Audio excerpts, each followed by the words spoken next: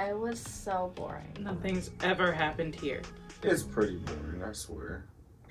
A lot's happened in Iowa just in the month of March. Like... An artist with more top 10 hits than Elvis or the Beatles was born in Clarinda on March 1, 1904. He's Glenn Miller. He also disappeared over the English Channel while serving in World War II. World-renowned bass baritone opera singer Simon Estes was born in Centerville on the 2nd of March. Iowa wouldn't be Iowa without March 3rd, 1845's Congressional Act approving Iowa's admission into the Union, and a silent film star turned Sinette bathing beauty named Juanita Hansen rose to national fame after being born in Thor, Iowa, March 4, 1895. Next up, Stanton, Iowa's Virginia Christine, an actress from the town with the coffee pot water tower, went on to star in dozens of TV and film roles before becoming the face of one of America's favorite coffee brands during the 1960s. March 6, 1945, George Nissen, a world-renowned gymnast, patented the first modern trampoline. The first woman to race the Indy 500 and Daytona 500, Janet Guthrie, was born in Iowa City on March 7, 1938. On March 8, we can look back and remember Ink Paduta, the Wapakute, Dakota, and the tragic events which took place at Spirit Lake on March 8, 1857.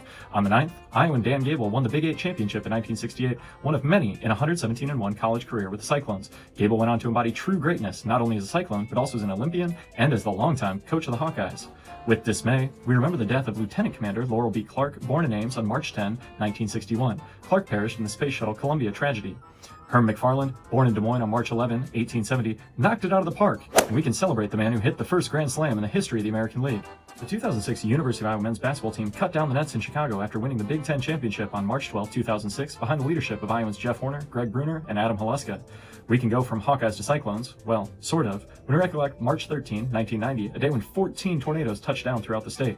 On the 15th, Iowa should look back to the day in 1945 where a B-17 bomber crewed by Keystone, Iowa's Sergeant First Class Marvin Steiny Steinford was shot down following a successful bombing raid on Berlin Tank Factory during the final weeks of World War II. We should all take a moment to think of the sacrifice made by many Iowans and thank whatever powers that may be that Sergeant Steinford's remains were able to return home 65 years after his disappearance. On the 15th, we awed Marengo's Rick Wanamaker blocking Lou Alcindor's shot as the 1969 Drake Bulldogs fought their way to the Final Four before falling to UCLA. Walt Cunningham can take us from Creston to the cosmos as we celebrate the Apollo 7 astronaut's birthday on March 16. Cale Sanderson pinned eventual UFC champion Daniel Cormier on March 17, 2001 to capture his second of 4 NCAA titles for the Cyclones during a perfect 159-0 collegiate career. On the 18th, we can thank the first responders who spent the early hours of that day in 2001 helping in the aftermath of Amtrak's California Zephyr crashing near Nottoway. The first ever NFL draft pick and Heisman Trophy winner Jay Berwanger was born in Dubuque on March 19, 1914. March 20th, 2010 represents one shining sports moment special to many Iowans, Ali Farokhmanesh's immortal shot to beat top-seeded Kansas and move the Panthers to the Sweet 16 in the men's basketball tournament.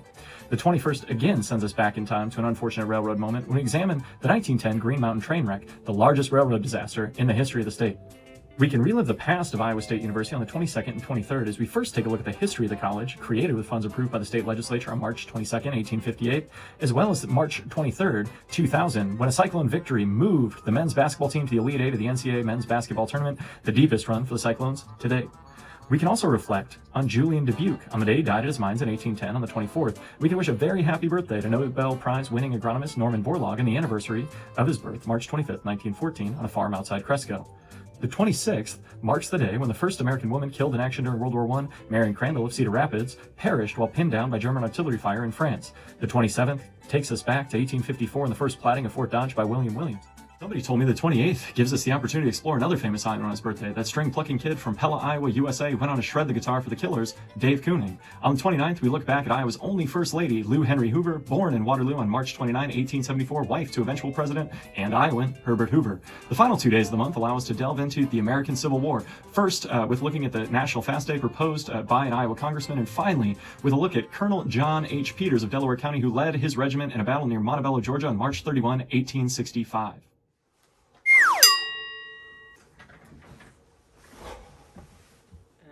You think he's gonna be all right? Yeah, I think he's gonna be all right. Thanks for coming along to celebrate Iowa's past with Notes on Iowa over the course of March. We plan to keep the calendar, as well as a variety of other information, video, and other content related to Iowa's past coming, so make sure to check out the website at www.notesoniowa.com, subscribe to the YouTube channel, or give the page a like on Facebook, Instagram, or Twitter. As always, I'm Dr. Kevin Mason with Notes on Iowa.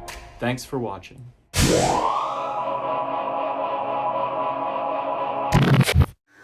a lot of good history about Iowa, a lot of people don't even know about.